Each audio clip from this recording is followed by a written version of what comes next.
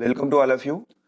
आज हम class 9th और क्लास 10th के लिए इम्पोर्टेंट इंग्लिश ग्रामर को डिस्कस करने वाले हैं, जो कि क्लास 9th की नई ब्रिज कोर्स की बुक से ली गई हुई है। यह ग्रामर इम्पोर्टेंट तो है ही, साथ में बहुत उपयोगी भी है। आइए देखते हैं। इसमें सबसे पहले सिंगुलर और प्लूरल दिए हुए हैं, उनको डिस्कस कर लेते हैं।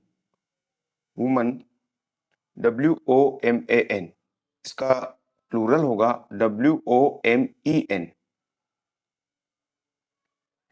सेकेंड है मेन, MAN, मेन का प्लूरल फॉर्म होगा MEN, मैन।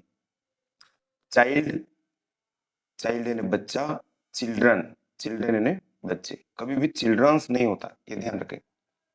टूथ का प्लूरल फॉर्म है टीथ। फुट, फुट यानी पैर, फीट। पर्सन, पर्सन का कभी प्लूरल फॉर्म पर्सन्स नहीं होगा, पीपल होगा। लीफ, लीव्स, जहां पर एफ आता है तो वह वी में कन्वर्ट हो जाता है और ईएस लग जाता है। Father, fathers. Mother, mothers. Sister, sisters. Uncle, uncles. Singular, plural. Bird, birds. Boy, boys. आइए आगे और भी इसी प्रकार से सिंगुलर और प्लूरल फॉर्म दिए हुए हैं, उनको भी देख लेते हैं। माउस, माउस यानी होता है चूहा, एक चूहा। माइस यानी बहुत सारे। Table, tables. Chair, chairs. Horse, horses. Cat, cats. Dog, dogs. Hand, hands. Bone, bones. Cow, cows. Tie, ties. Leg, legs.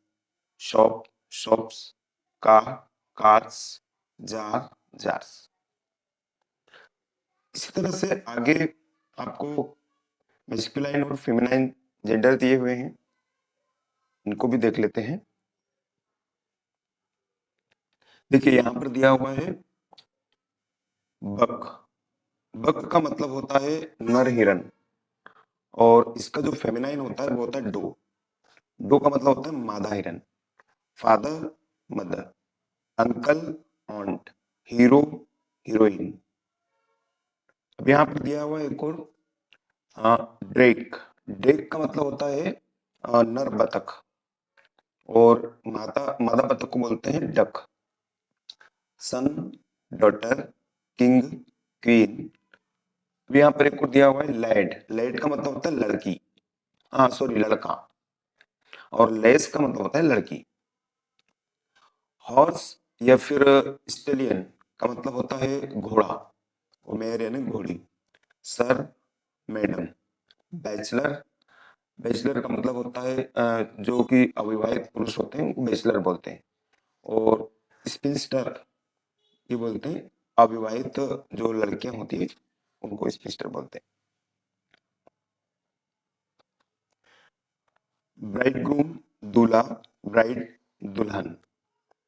Gentleman, gentleman का मतलब होता है सज्जन पुरुष, और लेडी वही भद्र महिला या सज्जन महिला। इसी तरह से इधर दिए हुए हैं नेफ्यू। नेफ्यू का मतलब होता है भतीजा, और भतीजा भी होता है और भांजा भी कह सकते हैं। और नीज यानी भतीजी या भांजी। Man, woman. विजर्ड, विजर्ड का मतलब होता है जैसे कि कह सकते हैं कि कोई जादूगर हो या कोई तांत्रिक हो, इस तरह का।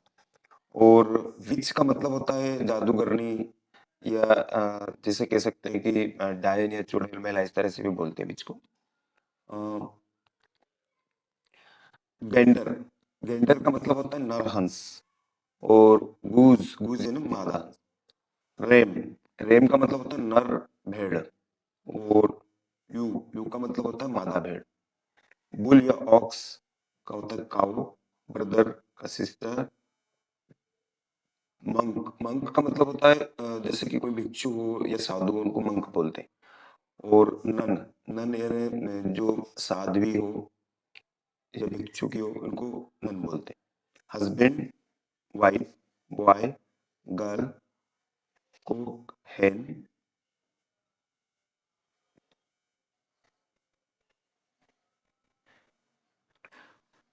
विडोअर का मतलब होता है जो विधुर होते हैं, उनको विडोर बोलते हैं। और विडो यानी विधवा। और फॉक्स, फॉक्स यानी नर लोमड़ी, और विक्सन यानी मादा लोमड़ी। आगे इसी तरह से हमें कुछ और मैस्कुलाइन और फेमिनाइन जेंडर सीखने को मिलेंगे, उनको भी देख लेते हैं। जैसे कि ग्रैंडफादर, ग्रैंडमदर, पीकॉक, पीहेन, पीकॉक यानी मोर, पीहेन यानी मोरनी। मेन सर्वेंट का मतलब होता है जो कह सकते हैं कि नौकर, और मेड सर्वेंट यानी नौकरानी।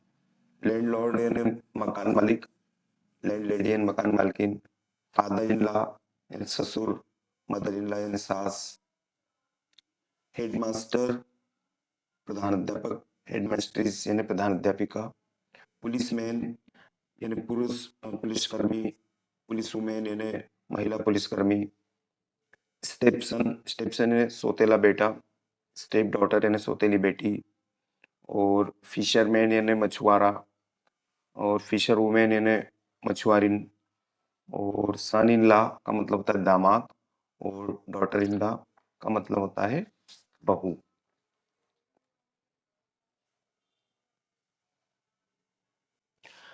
अब हम कुछ मॉडल वर्ब्स को डिस्कस करेंगे।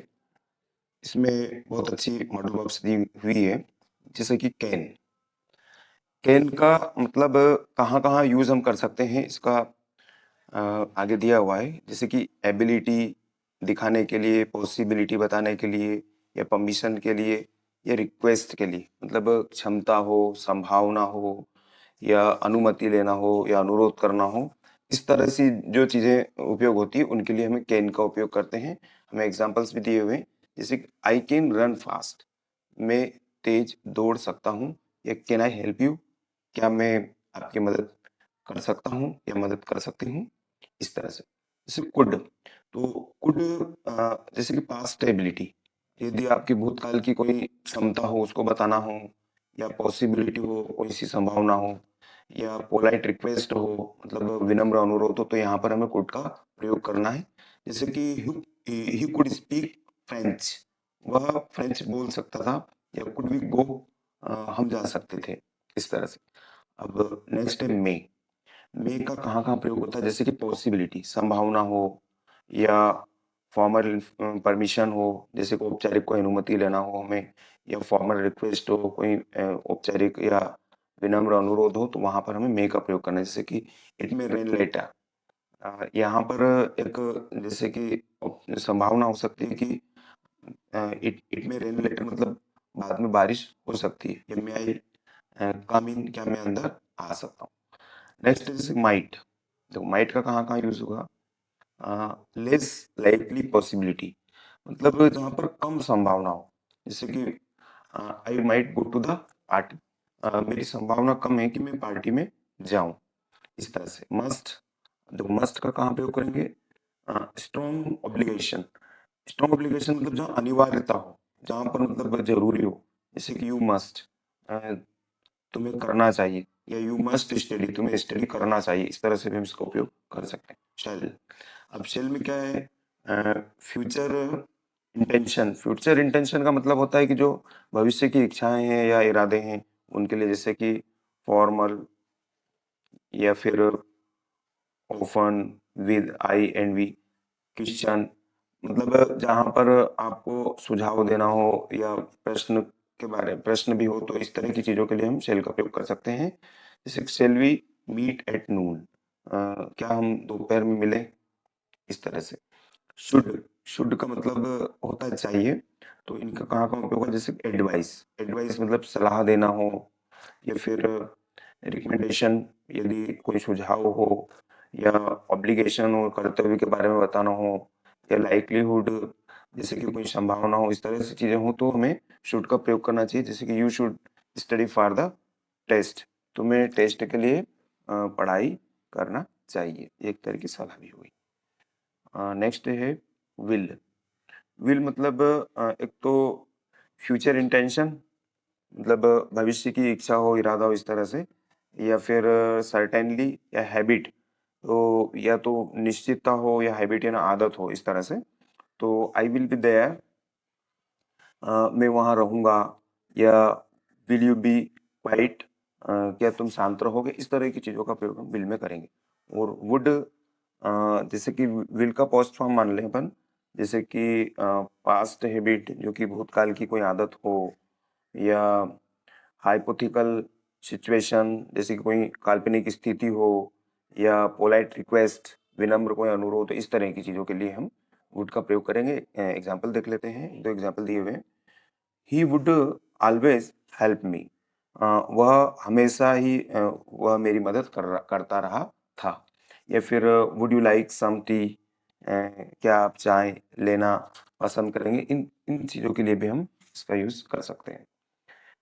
नेक्स्ट है, आपको कुछ वर्ब्स दी हुई है जिनको हम स्ट्रॉन्ग वर्ब्स या वीक वर्ब्स बोल सकते हैं, इनको डिस्कस कर लेते हैं, बहुत इंपॉर्टेंट है। जैसे कि सिंग, सिंग का जो है सेकेंड फॉर्म कह सकते हैं, या present form, past form, past participle form, इस तरह से भी समझ सकते हैं। सिंग यानी गाना, सेइंग संग, सिंग यानी गाना, सेइंग यानी गाया, संग यानी गा चुका। राइट, रोट, रिटन, राइट यानी लिखना, लिखना लिखा लिख चुका। बिगिन, बिगेन, बिगन, बिगिन यानी शुरू करना। स्विम यानी तैरना, स्वेम, स्वम। ड्रिंक यानी पीना, ड्रिंक, ड्रिंक, ड्रंक, इस तरह से आप लगा सकते हैं। ड्रिंक यानी पीना, ड्रिंक यानी पिया, ड्रंक यानी पी चुका। टेक, टुक, टेकन, टेक यानी लेना।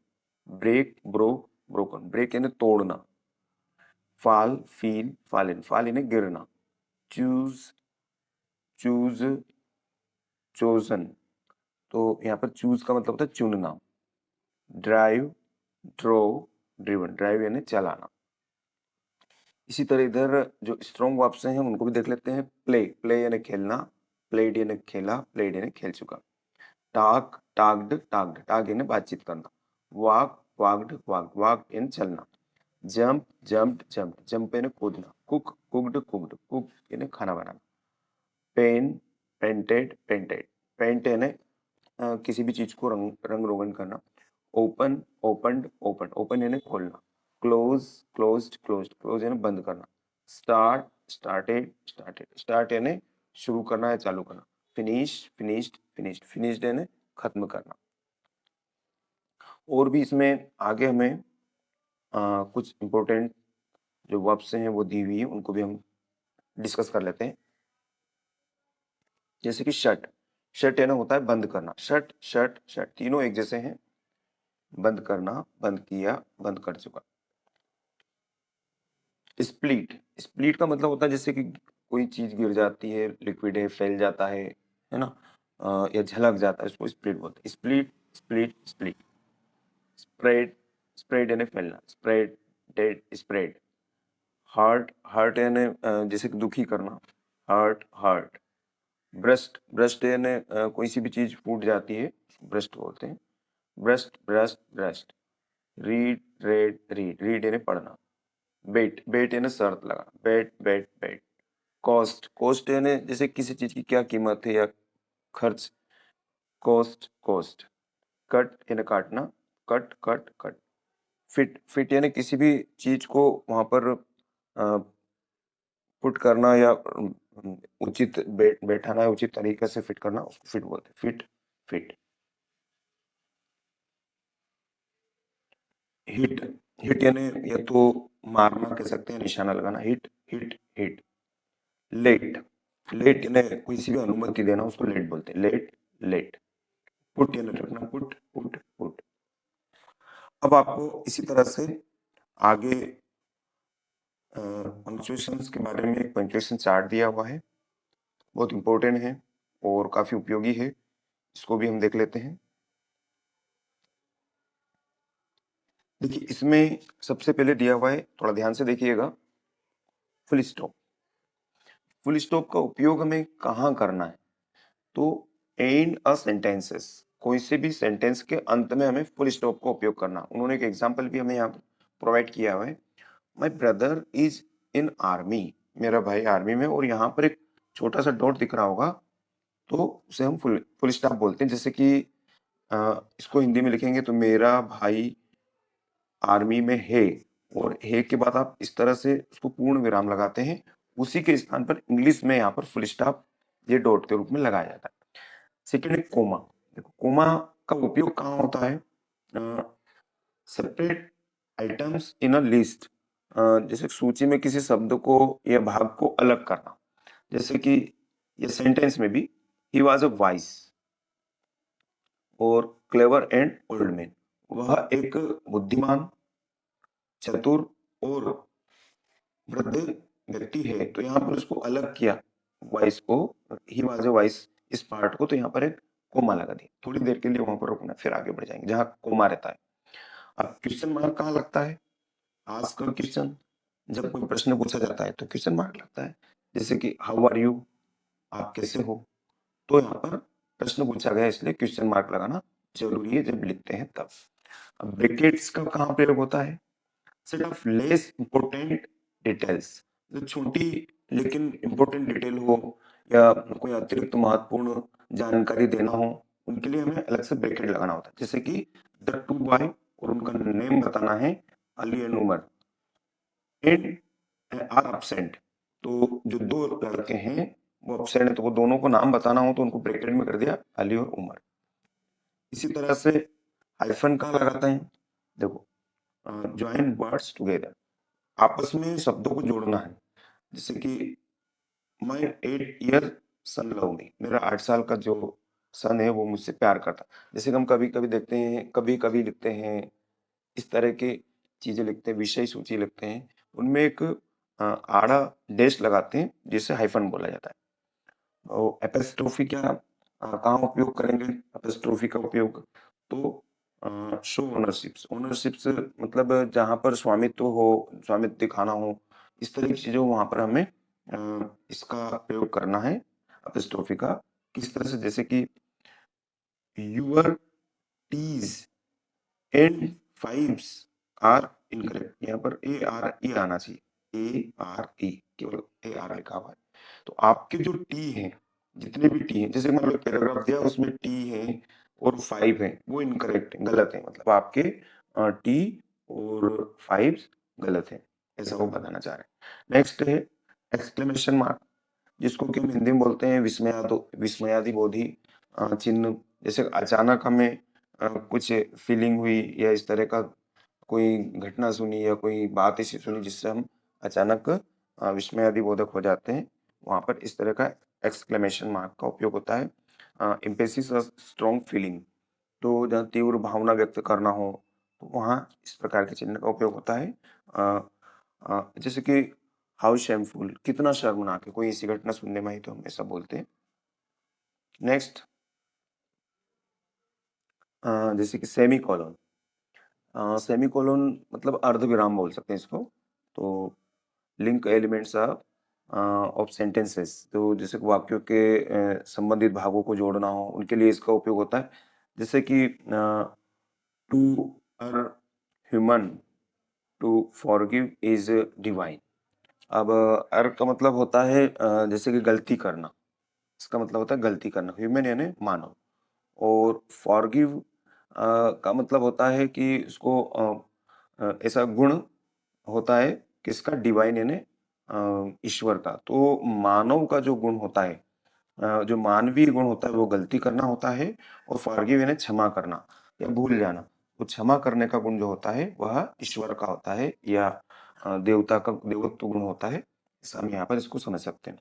कॉलोन, तो कॉलोन का मतलब होता है, वैसे इसको हिंदी में द्विबिंदु बोलते हैं पर हम कॉलोन से याद रखें। और इंट्रोड्यूस अ लिस्ट, जैसे कोई सी वाक्य में कुछ शब्द जोड़े जाना हो उनको, या कोई सी ऐसी सूची आदि है जिसको कि हमें शुरू करना है, तो हमें कॉलम लगाना होगा।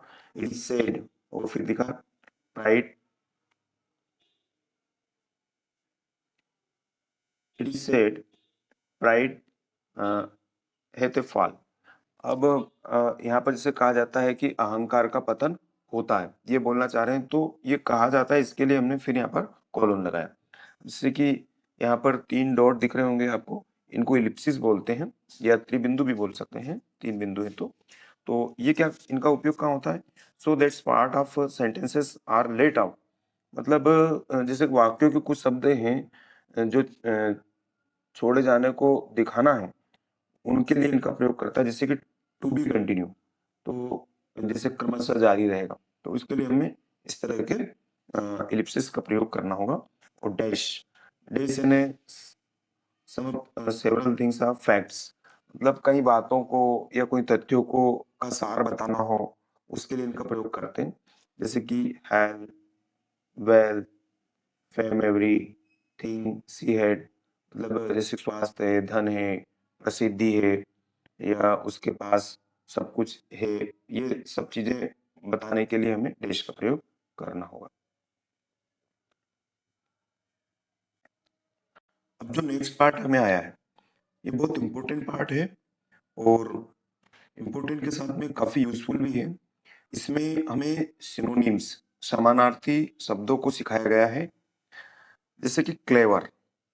क्लेवर का मतलब होता है बुद्धिमान या चतुर, तो इससे मिलता जुलता शब्द इंग्लिश में और कौन सा हो सकता है जिसको सिनोनिम्स बोलते हैं, तो यह है इंटेलिजेंट। नेक्स्ट है जिसको भी होशियारी बोलते हैं या बुद्धिमान, कंप्लीट। कंप्लीट का सिनोनिम्स कौन सा हो सकता है? फिनिश। कंप्लीट यानी पूरा करना, फिनिश यानी भी समाप्त करना। नेक्स्ट है डिलीशियस। डिलीशियस का मतलब होता है स्वादिष्ट, तो टेस्टी या हेवी। अब अगला है डेस्टिनी। डेस्टिनी का मतलब होता है भाग्य, तो इसका जो सिनोनिम्स है वो फेट। फेट भी इसका मतलब भाग्य या किस्मत ही होता है। डिफिकल्ट, डिफिकल्ट यानी कठोर या कठिन, तो हार्ड का मतलब भी वही होता है। इजी, इजी यानी सरल। सिंपल, उसका भी वही मतलब होता है, सरल या सिंपल। एंड, एंड यानी अंत, तो इसका जो सिनोनिम्स होगा फिनिश या कंक्लूड। और अगला है इनॉर्मस। इनॉर्मस का जो मतलब होता है वो होता है विशाल या बड़ा, तो ह्यूज का मतलब भी वही होता है, बड़ा।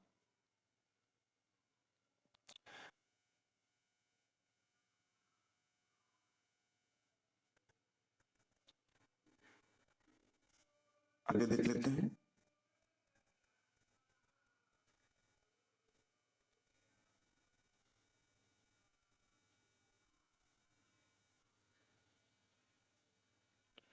फॉल, फॉल यानी गिरना, ड्रॉप यानी भी गिरना होता है। फॉल्स यानी असत्य, फेक या अनट्रू, मतलब उसका मतलब भी वही होता है, असत्य या नकली, इस तरह से कह सकते हैं, बनावटी। फेमस यानी प्रसिद्ध, तो रिनाउंड या पॉपुलर, इसका मतलब भी वही होता है। और फास्ट, फास्ट यानी तेज, तो इसी का जो सिनोनिम्स है वो क्विक। फादर, फादर को डेड भी कह सकते हैं। फिक्स, फिक्स यानी ठीक करना, रिपेयर। और फ्यूरियस, फ्यूरियस का मतलब होता है कि बहुत ज्यादा क्रोधित होना, तो उसका सिनोनिम्स है एंग्री। और गार्बेज, गार्बेज का मतलब होता है कचरा या गंदगी, इस तरह का, तो इसके जो सिनोनिम्स है वो ट्रेश है, वेस्ट है, रबिश है, ये सब उसी के ही सिनोनिम्स है। इधर भी दिए हुए हैं। एक ये हमने नहीं देखा था, क्राई का बीप होता है, क्राई यानी रोना, या बीप यानी भी रोना होता है। गेदर, गेदर यानी इकट्ठा होना, कलेक्ट यानी भी इकट्ठा ही होना। गिफ्ट, गिफ्ट यानी उपहार, तो प्रेजेंट। फिर गुड, गुड यानी अच्छा, एक्सीलेंट। अपॉर्चुनिटी, मौका, चांस, चांस का मतलब भी मौका होता है। पेज, शीट, शीट भी वही पेज, एक बड़ी उसका शीट का टुकड़ा होता है, उसको पेज बोलते हैं। परफॉर्म, एक्ट, परफॉर्म यानी किसी भी उसका अनुभव अभिनय करना या कोई सी भी एक्टिंग करना। प्रीटी, प्रीटी यानी भी सुंदर होता है, ब्यूटीफुल यानी भी सुंदर होता है। क्वाइट, अब क्वाइट का मतलब यहाँ पर जैसे कि कोई सी भी चीज साइलेंट हो, या पीसफुल हो, या ट्रैंक्विल हो, तो इन सबको हम क्वाइट बोलते हैं। और एक क्वाइट का मतलब होता है फेयरली और प्रीटी, दोनों का, एक का मतलब शांत होता है, और एक का मतलब होता है किसी हद तक, या फेयरली यानी बहुत साफ सुथरा या सुंदर। रेजिड, रेजिट का मतलब होता है जैसे कि मना करना। तो इसका जो आपका सिनोनिम्स है वो डिनाई है और रिफ्यूज है। नेक्स्ट है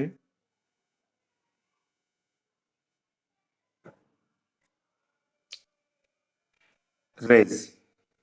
रेज का मतलब होता है उठाना, तो लिफ्ट का मतलब भी वही होता है, उठाना। रिच यानी धनवान, वेल्दी यानी भी वही होता है। रेस्ट यानी आराम करना, रिलैक्स होने भी उसका वही मतलब हुआ। राउंड, राउंड यानी गोल घूमना, सर्कुलर मतलब भी गोल घूमना। सैड यानी उदास, अनहैप्पी यानी नाखुश, से यानी कहना। तो इसके तीन सिनोनिम्स दिए, टेल, टॉक, स्पीक, है ना। स्टोक यानी इकट्ठा करना, स्टोर और कीप भी वही है। अब देखिए यहाँ पर कुछ हमें एंटोनिम्स दिए हुए हैं। एंटोनिम्स मतलब उसके विपरीत, उल्टे। इनको भी डिस्कस करेंगे। अबो, अबो का मतलब होता है ऊपर, और उसका एंटोनिम्स है बिलो, बिलो यानी नीचे। एक्सेप्ट, रिफ्यूज, एक्सेप्ट यानी किसी भी चीज को स्वीकार करना, रिफ्यूज यानी अस्वीकार करना। एडवांस, एडवांस यानी आगे बढ़ाना या अग्रिम जिसे बोल सकते हैं। तो अ, इसका रिट्रीट या रिटर्न मतलब पीछे हटाना, या उसको बाद में भी, बाद के लिए भी बोल सकते हैं। अब्सेंट यानी अनुपस्थित, प्रेजेंट यानी उपस्थित। और अलाइव, अलाइव का मतलब होता है जीवित, और डेड का मतलब होता है मृत। ऑलवेज यानी हमेशा, नेवर यानी कभी नहीं। और एंशियंट यानी प्राचीन, मॉडर्न का मतलब होता है आधुनिक। बैड यानी बुरा, गुड यानी अच्छा। इधर भी देख लेते हैं। अर्ली यानी जल्दी, लेट यानी बाद में। और एब, एब का मतलब होता है जैसे कि कम होना, ये कोई घट जाना। और फ्लो का मतलब भी वही होता है, बहना या प्रवाहित होना। और एम्प्टी यानी खाली होता है, फुल यानी भरा हुआ। फार यानी दूर, नियर यानी पास। फैट, फैट यानी मोटा, थिन यानी पतला। और फुलीज यानी मूर्खतापूर्ण, वाइस यानी बुद्धिमानी। गेन यानी पाना, लॉस यानी खोना। और जेंटल, जेंटल का मतलब होता है विनम्र। और रफ, रफ यानी कठोर। नीचे के देख लेते हैं। देखो, ब्यूटीफुल यानी सुंदर, अगली, अगली यानी बदसूरत। बिग, बिग यानी बड़ा, स्मॉल यानी छोटा। ब्रेव यानी बहादुर।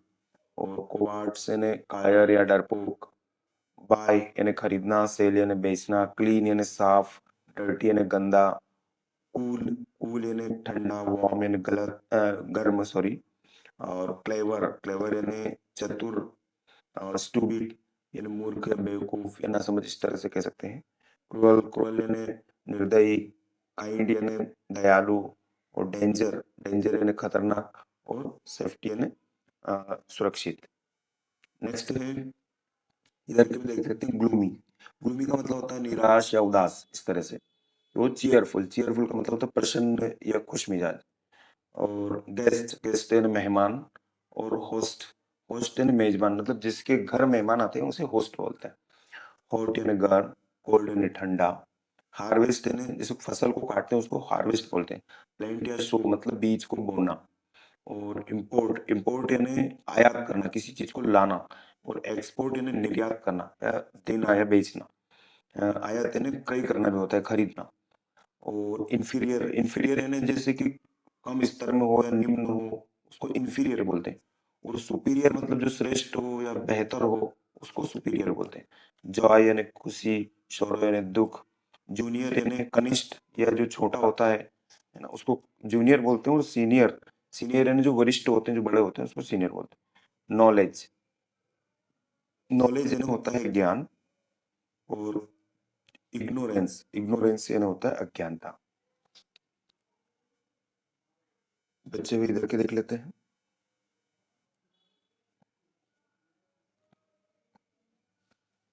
अगला है डार्क।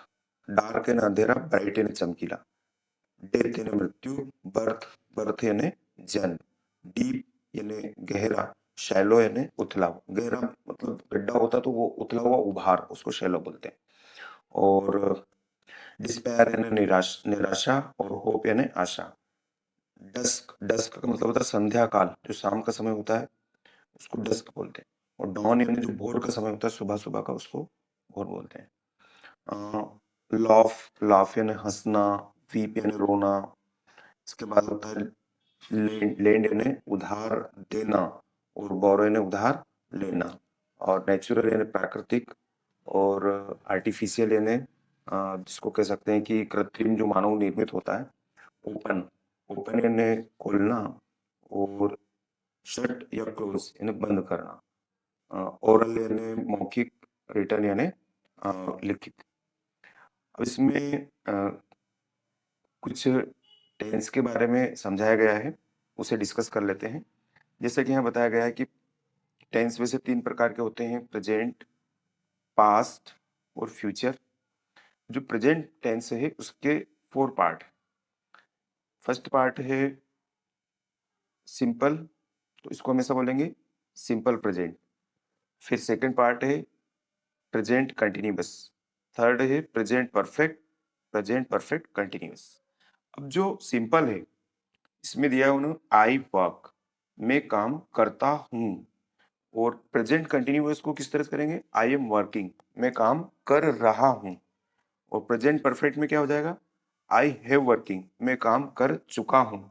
और प्रेजेंट परफेक्ट कंटिन्यूअस में ये सेंटेंस कैसे चेंज हो जाएगा?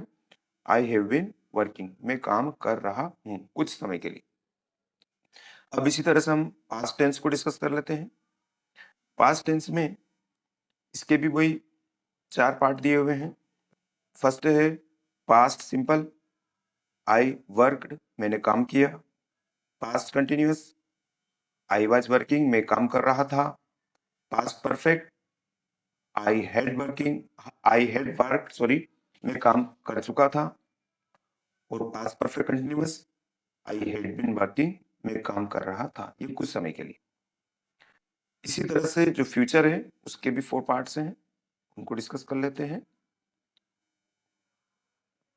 Future simple, I will work, मैं काम करूंगा। Future continuous, I will be work, मैं काम कर रहा होऊंगा। Future perfect, I will have work, मैं काम कर चुका होऊंगा। Future perfect continuous, I will have been work, मैं काम कर चुका होऊंगा कुछ समय के लिए। तो आई होप आपको ये वीडियो बहुत पसंद आया होगा। आप अपने इस ग्रामर पोर्शन को अच्छे से कर लीजिए। Thank you for watching.